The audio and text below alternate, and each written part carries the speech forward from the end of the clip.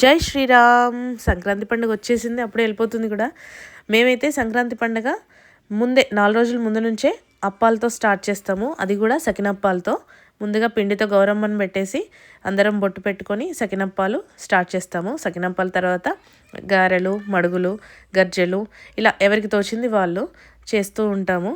ఇలా ఫస్ట్ పండగ అయితే మాది ఇలా స్టార్ట్ అయింది. ఇంకా భోగి రోజు అయితే ఉదయాన్నే లేచి ఫస్ట్ భోగి మంట వేయడం జరిగింది. ఇంకా భోగి మంట వేసిన తర్వాత మా పిల్లలు లేచిన తర్వాత ఒక వీడియో ఇదైతే నేను రికార్డ్ చేయడం జరిగింది. వాళ్ళు అప్పుడే లేచారు, లేట్ అయింది వాళ్ళు లేచేసరికి. సో ఆ రోజు అయితే ధనుర్మాసం ముగ్గు అయితే వేయడం జరిగింది. ఎందుకంటే ఆ రోజు నేను కలర్స్ ఏమైనా ఎప్పుడు కూడా ధనుర్మాసం ముగ్గు వేస్తుంటా.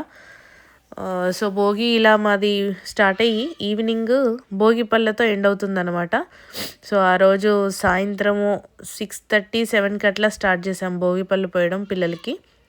సో 5 years లోపు పిల్లలకైతే భోగి పళ్ళు పోస్తారు కదా, ఇంకా ఆ పైన ఏజ్ పిల్లలకు కూడా పోస్తూ ఉంటారు కొంతమంది.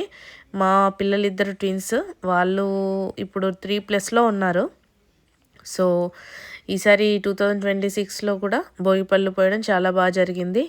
మా వాళ్ళు వేసుకున్న బట్టలు చూసారు కదా, వాళ్ళ తాతయ్య మా డాడీ తెచ్చాడనమాట. శబరికి వెళ్ళినప్పుడు కన్యాకుమారికి వెళ్ళి అక్కడ నుంచి వచ్చేటప్పుడు ఈ ట్రెడిషనల్ వేర్ తీసుకొచ్చారు వాళ్ళ కోసం.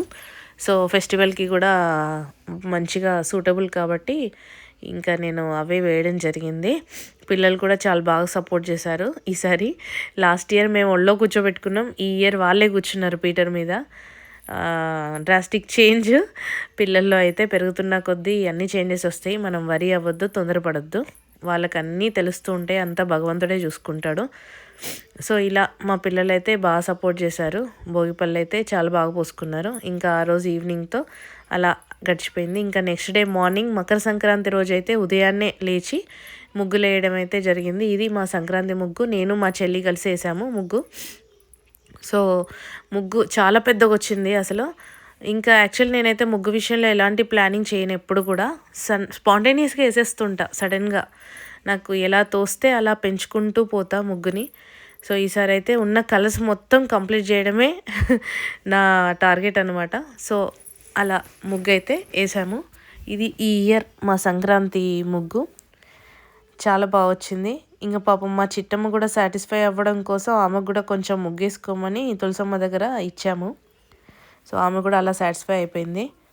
ఇంకా ఇలా సంక్రాంతి పండగకి పిండి వంటలు చేసుకుంటూ, ముగ్గులు వేసుకుంటూ, భోగి పళ్ళు పోసుకుంటూ, ఇంకా సంక్రాంతి రోజు నాన్ వెజ్, కనుమ రోజు నాన్ వెజ్, ఇలా మా పండగ జరిగిందండి.